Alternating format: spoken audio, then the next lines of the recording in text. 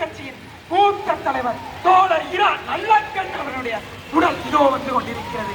7 ஆண்டு சிறை கொடுமை, சிறை சித்திரவதை, சிறை அடக்குமுறை கண்டபோதும் அஞ்சாது, அடிபணியாது, நடுங்காது மக்களுக்காக போராடிய மாபெரும் தலைவர் கம்யூனிஸ்ட் இயக்கத்தின் பிதாமகன் தோழர் இரா நல்லக்கண் அவர்களுடைய உடல் வந்து கொண்டிருக்கிறது. காதல் திருமணங்களை ஆதரித்தவர், ஆணவ படுகொலைகளுக்கு எதிராக போராடியவர், கோகுல்ராஜ் கொலை வழக்கிற்கு எதிராக போராடிய மாபெரும் தலைவர், மக்கள் தலைவர், ஆணவ கொலைகளுக்கு எதிராக தமிழ்நாடு முழுவதும் பிரச்சார பயணங்களை முன்னெடுத்தவர். அது மட்டுமல்லாது கனிம வள கொள்ளை, கனிம வளங்களை சூழலும் திருமணங்களை